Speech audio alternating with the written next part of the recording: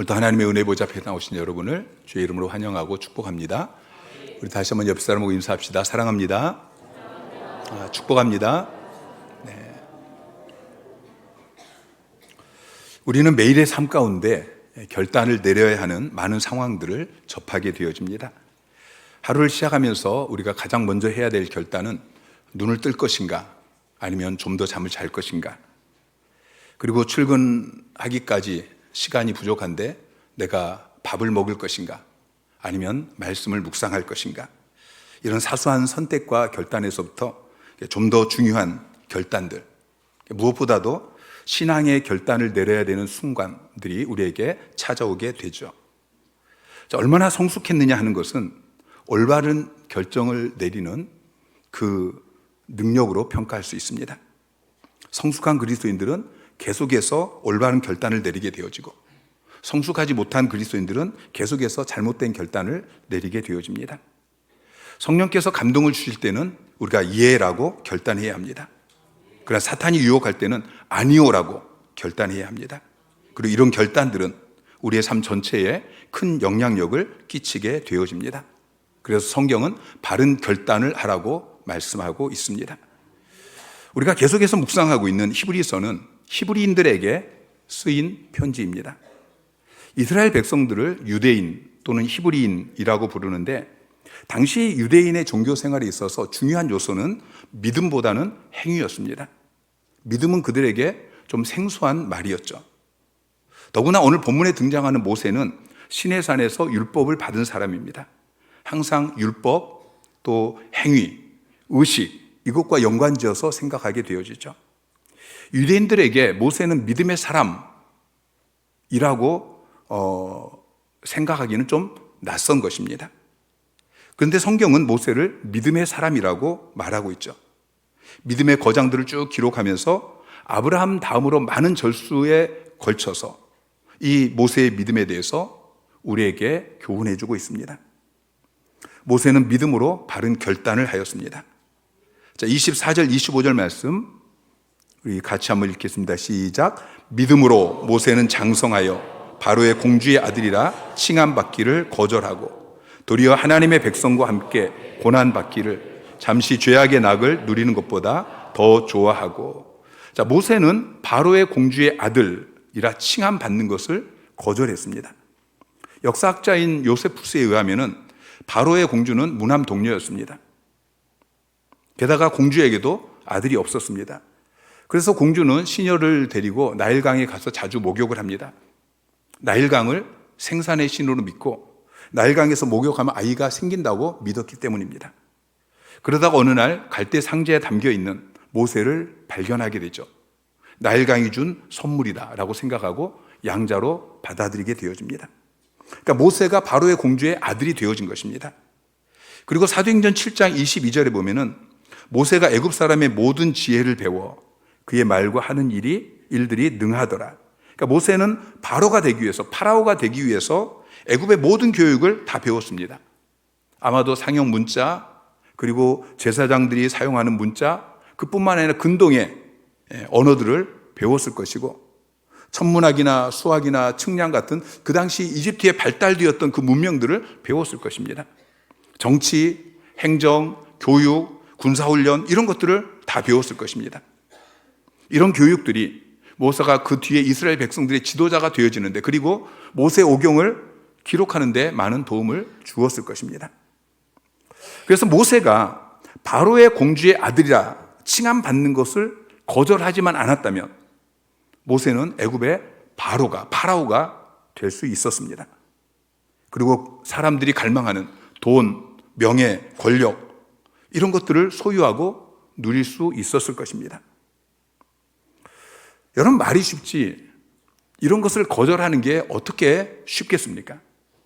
여러분 명의로 된 아파트 주인됨, 이것을 거절하는 것도 쉽지 않을 것입니다. 작은 회사의 사장 자리, 이것도 거절하는 것이 쉽지 않습니다.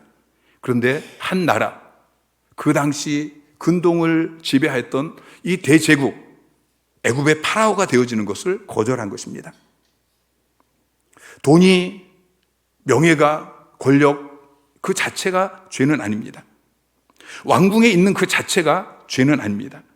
그래서 하나님께서 모세를 40년 동안 바로의 궁전에 살게 하셨습니다. 그런데 결단해야 될 때 결단해야 합니다. 거절해야 될 때 거절해야 하는 것입니다. 자, 모세가 바른 결단을 내릴 수 있었던 것은 자신의 신분을 바로 알았기 때문입니다. 바로의 공주의 아들이라 칭함받는 것. 자, 칭함은 신분을 의미합니다. 모세의 신분은 바로의 공주의 아들이 아닙니다. 모세는 아브라함의 자손이고 히브리인이고 하나님의 백성입니다. 여러분, 내가 누구인지 내 신분을 바로 아셔야 됩니다. 여러분은 하나님의 자녀입니다. 요한복음 1장 12절에 영접하는 자, 곧 그 이름을 믿는 자들에게는 하나님의 자녀가 되는 권세를 주셨으니. 여러분, 예수님 믿으시죠? 여러분, 하나님의 자녀이십니다. 에릭 리델이라는 1924년 제8회 파리 올림픽 경기에서 유력한 금메달 후보가 있었습니다. 그런데 첫 예선 경기가 주일날이 있었습니다.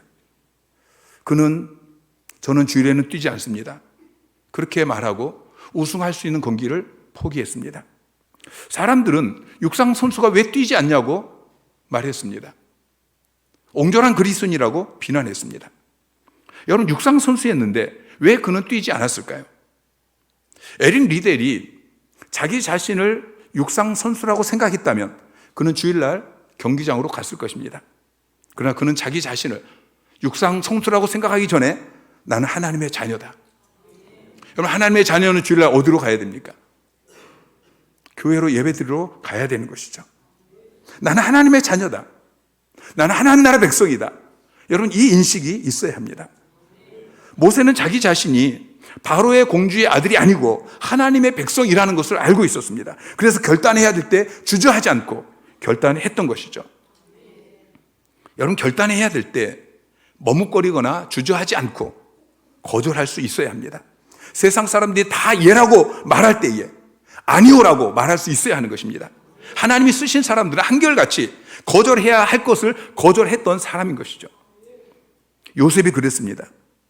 그가 보디발의 종이었을 때에 보디발의 아내가 그를 유혹합니다.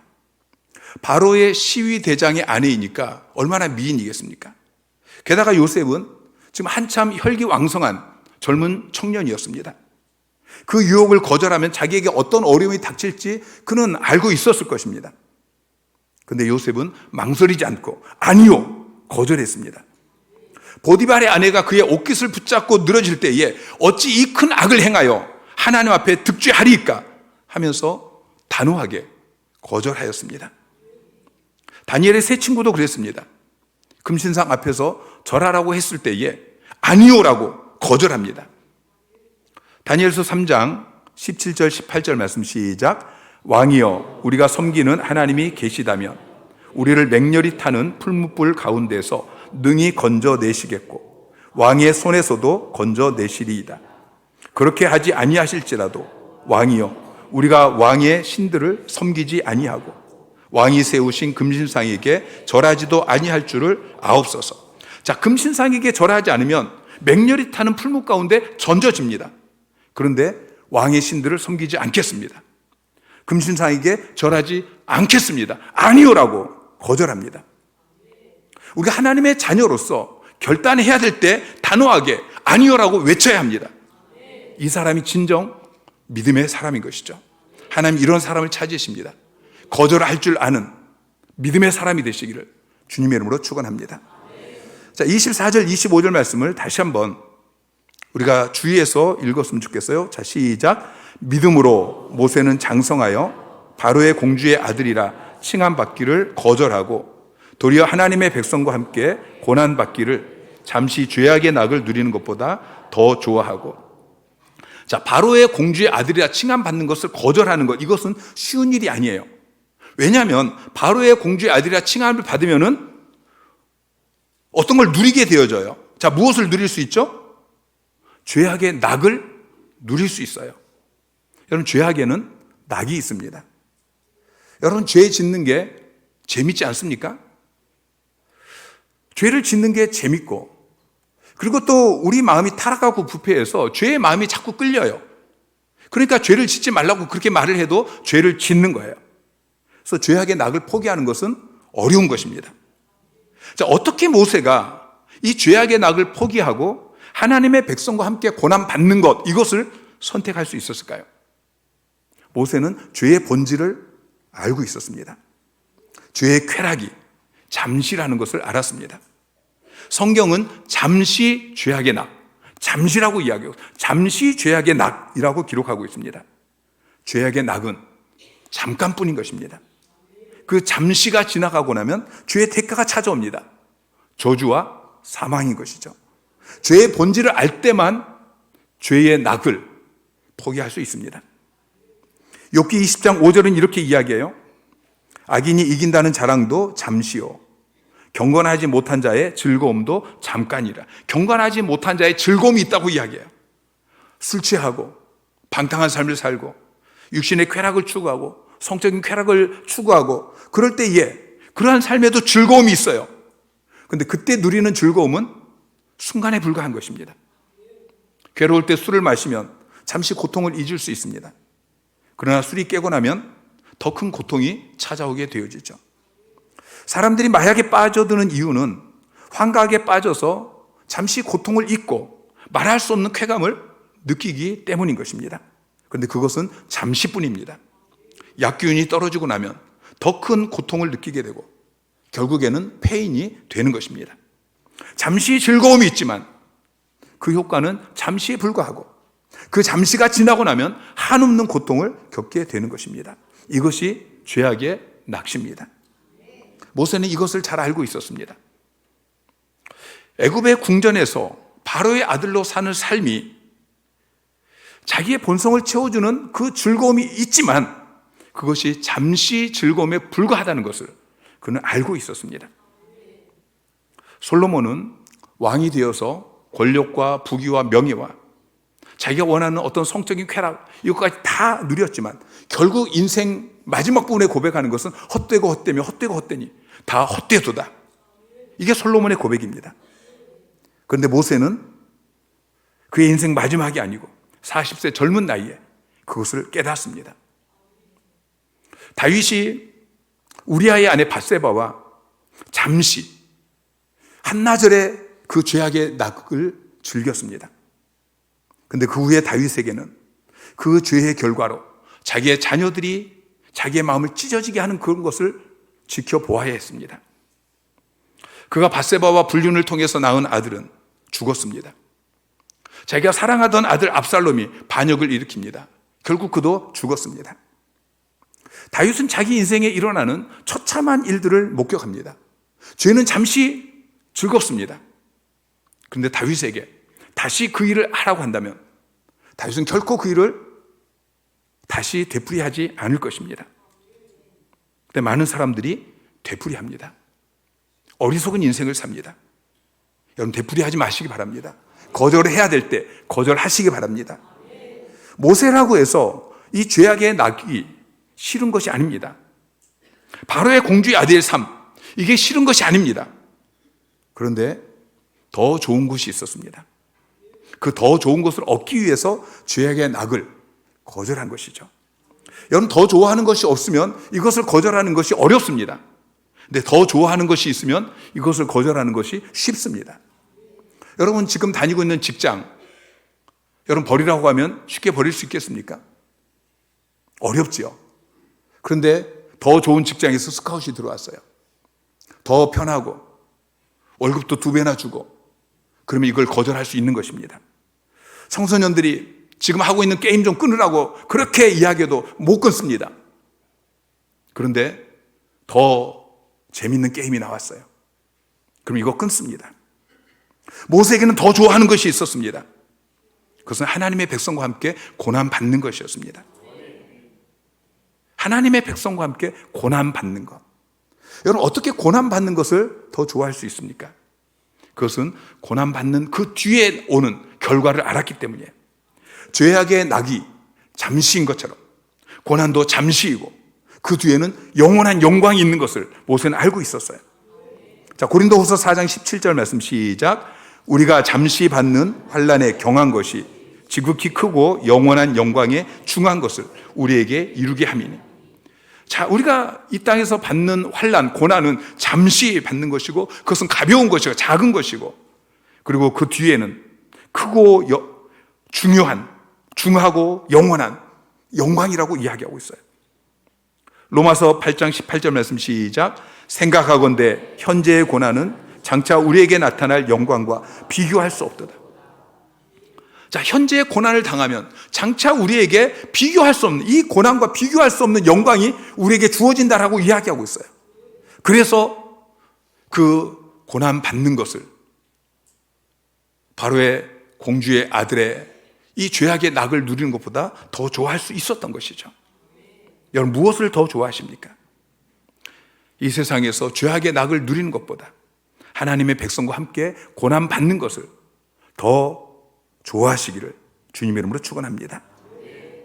자, 26절 말씀 시작. 그리스도를 위하여 받는 수모를 애굽의 모든 보화보다 더 큰 재물로 여겼으니 이는 상 주심을 바라봅니다. 자, 26절은 모세가 했던 두 번째 결단에 대해서 기록하고 있습니다. 모세는 그리스도를 위해 받는 수모, 치욕, 고난, 이것과 애굽의 모든 보화, 이 둘 사이에서 어느 하나를 선택해야 될 때에 애굽의 모든 보화 대신에 그리스도를 위해 받는 고난을 선택했습니다. 더 큰 재물로 여겼다라고 기록하고 있는데, 여겼다라는 단어는 법률적인 용어입니다. 두 개를 놓고 비교한 다음에 심사숙고하고 결정했다라는 게 이 여겼다라는 단어입니다. 애굽은 그 당시 대단히 부유한 나라였습니다. 애굽의 박물관에 가면은 피라미드에서 발굴한 보화들이 많이 소장이 되어 있습니다. 피라미드 하나에 들어있던 금의 무게가 수천 톤이 된다고 그래요. 어마어마한. 자, 모세는 바로의 공주의 아들로서 그 애굽의 모든 보화를 가질 수 있었습니다. 그런데 모세가 40세가 되었을 때 그 형제 이스라엘 백성들을 돌볼 생각이 났습니다. 그때 이 둘 중에 하나를 선택해야 되는 그 상황 속에서 그는 심사숙고를 하고, 그리고 애굽의 모든 보화 대신에 그리스도를 위해 받는 수모, 고난, 이것을 선택했습니다. 자, 모세가 당한 고난이 왜 그리스도를 위해 당한 고난입니까? 그것은 구약시대의 교회인 이스라엘 백성들을 구원하기 위해서 받은 고난이었기 때문입니다. 이스라엘 백성들은 구약시대의 교회였습니다. 그리스도는 교회 머리이십니다. 그리스도는 교회 몸이십니다.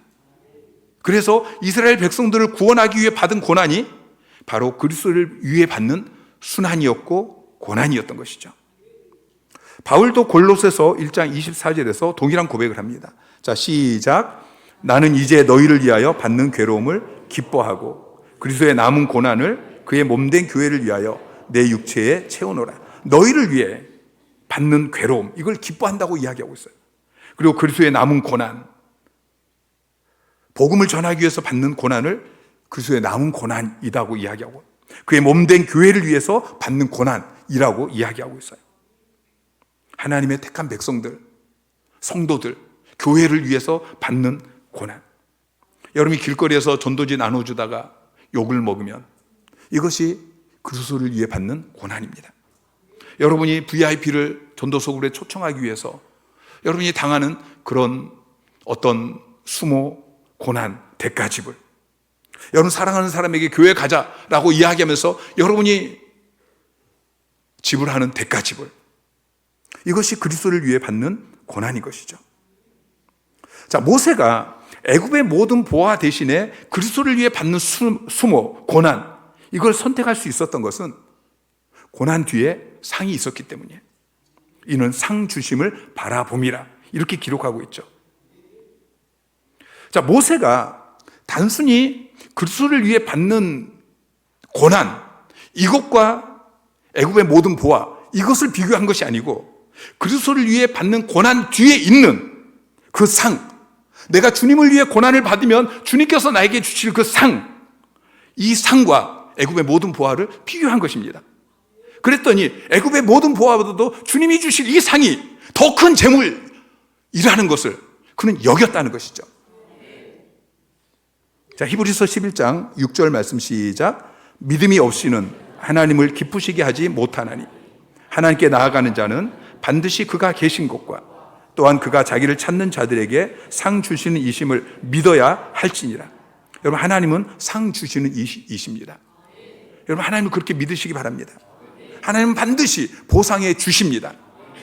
마가복음 10장 29절부터 30절까지 시작. 예수께서 이르시되 내가 진실로 너희에게 이르노니 나와 복음을 위하여 집이나 형제나 자매나 어머니나 아버지나 자식이나 전토를 벌인 자는 현세에 있어 집과 형제와 자매와 어머니와 자식과 전토를 100배나 받되 박해를 겸하여 받고 내세에 영생을 받지 못할 자가 없느니라.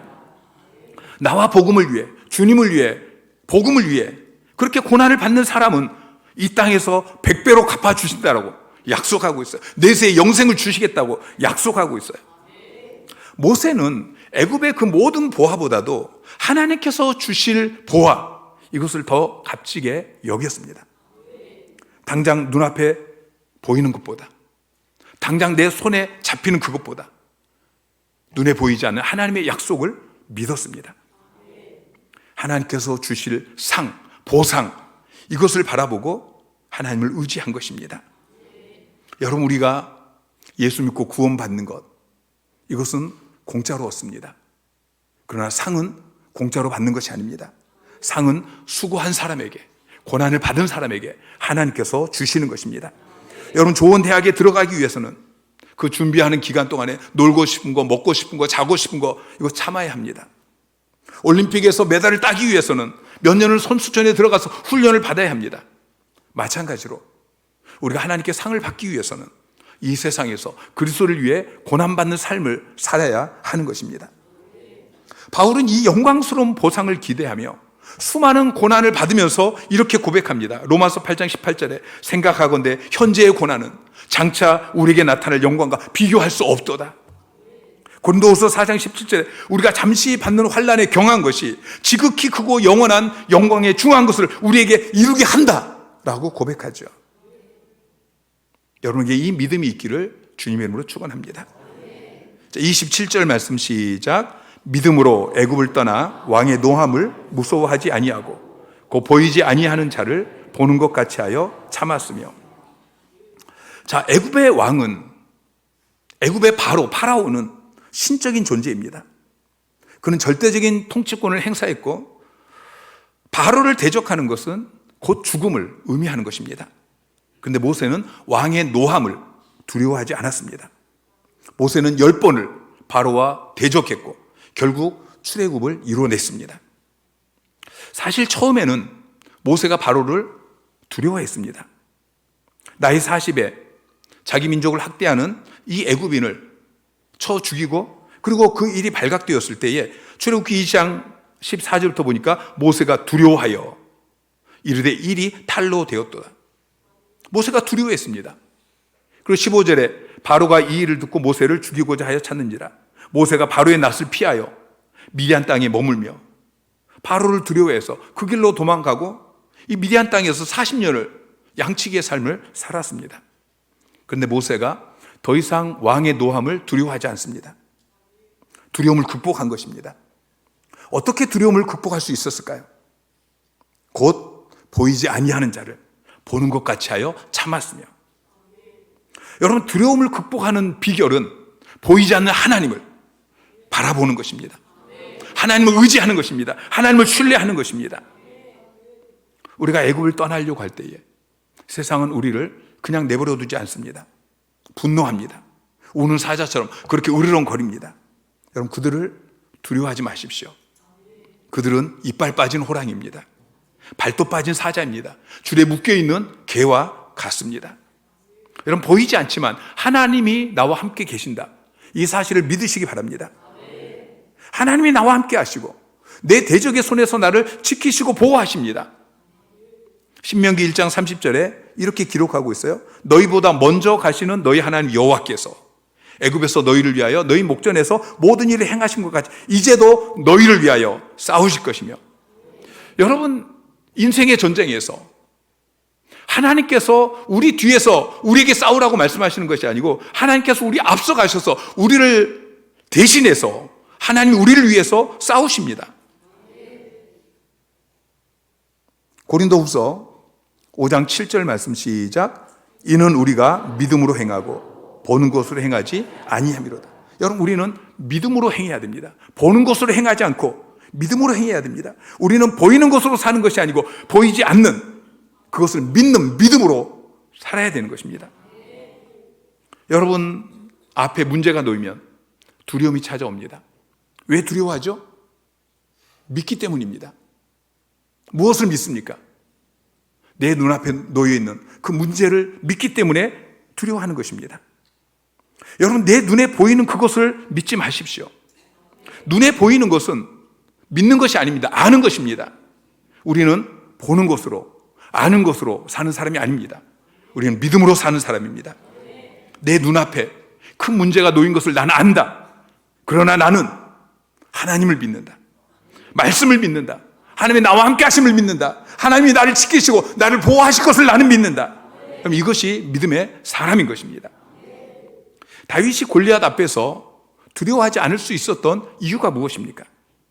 자, 사무엘상 17장 11절에 보면은 사울과 온 이스라엘이 블레셋 사람 이 골리앗의 말을 듣고 놀라 크게 두려워하니라. 모든 사람들이 골리앗 앞에서 다 두려워했습니다.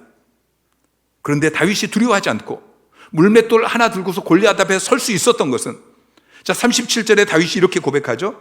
자, 시작. 또 다윗이 이르되 여호와께서 나를 사자의 발톱과 곰의 발톱에서 건져내셨은즉 나를 이 블레셋 사람의 손에서도 건져내시리라. 하나님께서 나를 사자의 손에서, 사자의 발톱에서, 곰의 발톱에서 건져내셨고, 그 하나님께서 지금도 나와 함께 하신다. 그 하나님께서 나를 이 골리앗 앞에서도 지키실 것이다. 다윗은 과거의 경험을 통해서 지금 나와 함께 하시는 이 하나님을 신뢰하는 거예요.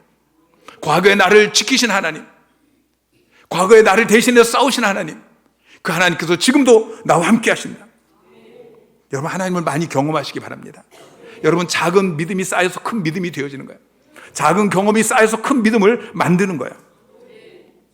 여러분, 하나님께서 나와 함께 하시고 나를 지키시고 보호하셨던 이것들을 여러분 기억하시고요. 그것들을 간증하시고, 여러분, 이것을 간증하는 게 그게 그리스도인의 교제인 거예요. 그러면서 서로 격려가 되어져요. 이슬람은 하루에 5번을 외칩니다. 알라는 위대하시다. 여러분, 더 많이 외치시기 바랍니다. 하나님은 위대하시다. 하나님 전능하시다. 하나님이 나를 지키신다. 하나님이 나를 보호하신다. 히브리서 13장 6절에 그러므로 우리가 담대히 말하되 주는 우리를 돕는 이시니 내가 무서워하지 아니하겠노라. 사람이 내게 어찌하리요. 여러분, 이렇게 담대히 외치시기 바랍니다. 이사야 12장 2절 말씀, 보라, 하나님은 나의 구원이시라.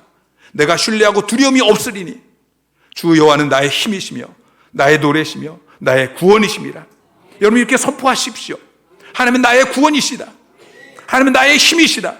이렇게 선포할 때에 두려움은 사라지게 되어집니다.